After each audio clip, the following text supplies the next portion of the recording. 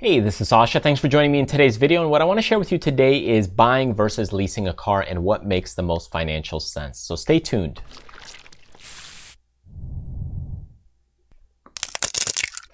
Okay, so a lot of people that are interested in getting maybe their first car, maybe you're trying to get a different car, maybe you just need a thing to get around with, and a car is a good starting point for that. So if you want to go ahead and buy a car, you're probably deciding, do I go buy brand new or do I go ahead and buy with a lease?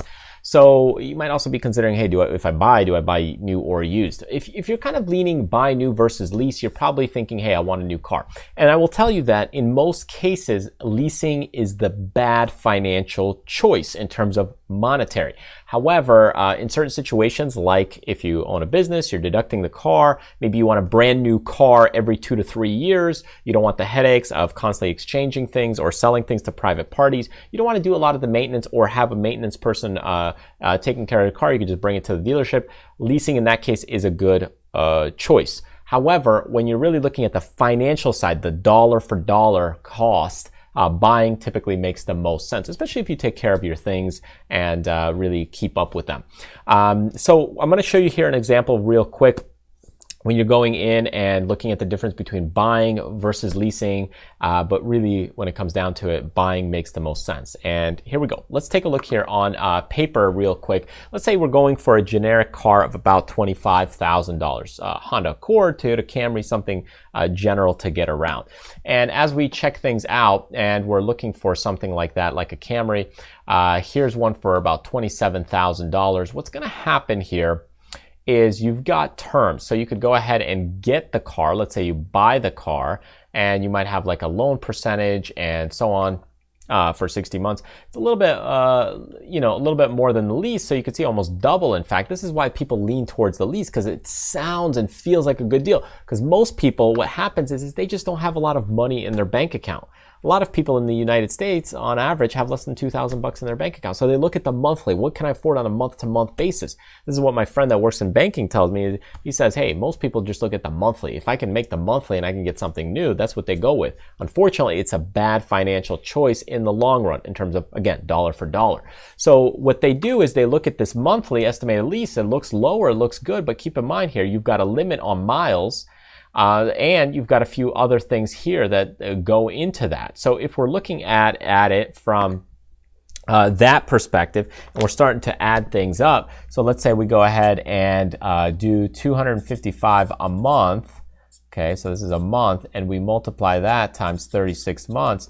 What do we get? Plus we have to go ahead and add 310 for a month and for the first month, and 1310 here for due at signing. So there's a lot of extra fees here that go with it. So as we check these things out, we're going to go ahead and here I did some calculations earlier, but let's just go through it. So we've got let's say 255. This is the biggest payment times 36. You've got about 9,180, and let's just say we're putting in 1310 right here. Some people want me to be precise. So about $10,500. Let's just go with that. So we got a $10,000 right here, $500 roughly for that car. $10 here, there, taxes, whatever, tank of gas.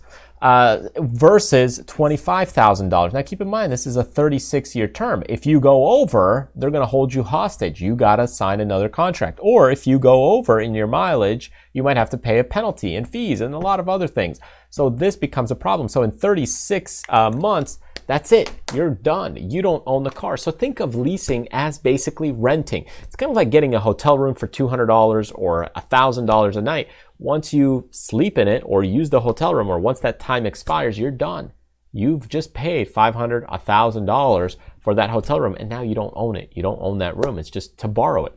And that's what you're doing, is you're basically renting that car for about, $10,500. And that's not always the smartest approach, unless, of course, you're just trading your cars day in and day out every couple of years. And then in that case, it may be. So as you look to go ahead and buy the vehicle, you're paying $25,000, but most people don't have the cash. This is the problem, is they don't have the cash, so they have to finance. And now it's like, where do you get that money from? That's the big question. So they want a new car. So here's the thing I want you to think about. On a financial level here in 36 months, if you do this times, let's say, what is it, 3 times, or let's just say four times, here you're looking at about $40,000 in payments, okay? So this is 4 times, okay? So this is 3 years, so that's 12 years, okay? So 12 years, you're looking at $40,000 in payments in 12 years. Okay, let's take a look at this concept, car depreciation. This is what I want you to think about. How fast does this thing depreciate? Meaning, how fast does it lose value? So here, you could draw a curve like this, but really, it just kind of slowly decay, and you're gonna get the biggest quick thing here, and then eventually it'll kind of slow down and may depreciate a little bit slightly here with time. So that's kind of what your depreciation happens. And your biggest amount of depreciation happens really right here at this beginning time frame. Remember, right off the lot, you're gonna lose a ton of value in that car and vehicle. So here's the cool kicker. What if you buy a car somewhere around this zone? So this is your buy zone, because this is kind of your sweet spot where the car doesn't have a lot of maintenance and repairs, but it's still fairly new and fresh. And now, let's say you bought a car, in Florida, they have a lot of older people cars where maybe they have 30,000 miles, and now the car is about $13,000 or so. And you could get something like that from Old Lady Driven, and you go ahead and buy it around year 4, 5, or 6, or 3, or 4. And now you've got a car that could last another decade or so, up to year 12 or 13. Again, depending on how much you're driving, how much you're taking care of it. But look, you paid $13,000 for a car to have it and own it for maybe 15 years. When you look at it on an annual basis, again, you might pay a little maintenance here and there, a little bit more for that, but 12 years, 40,000, 15 years, 13,000. So let's just say this was only 12 years. Even in that case, if we're talking numbers, if you're paying 40,000 for 12 years, or you're paying 13,000 for 12 years, do you really want to pay 3 to 4 times, 3.5 times more for a lease car and you get a brand new car all the time? In some cases, some people do, and that's okay. If you got a little bit more cash and you got a little bit more money, you don't want the extra headaches, that's not a problem. But just understand that this is what happens. Your car depreciates very quickly. So if you get something around this level, it makes sense, and you can be way ahead. If you're looking at buying new versus leasing a car, buying is still more cost effective, but it takes more startup cash. You might have to pay a down payment. You might have to go ahead and pay the interest rate and the financing costs. So now all that starts to add up, but it's still pretty expensive, and you still have depreciation. Leasing a car makes sense in the case of you're rotating your cars a lot. Hey, great, go ahead and lease it. You want to do a tax deduction for business, you could go ahead and lease it. Other than that, it doesn't make a lot of sense on a financial dollar for dollar value. But again, if you want new cars, hey, maybe that's the case. If you don't have a lot of money in your bank account, that may be the case as well. And this is why people go for leasing. And this is what also keeps a lot of people broke, is that they make payments, they overextend their reach of what they can afford because of the feelings, the good feelings. Keep in mind, there's a lot of used cars that are still great. This asset, cars, they depreciate quickly. People think that, hey, by buying a new car, it'll make me look wealthy, feel wealthy, and that kind of thing. But that's not the case all the time. And looking at here, coronavirus, pandemics, those kinds of things where everything shuts down for 6 months, well, look how much driving people really do in that case.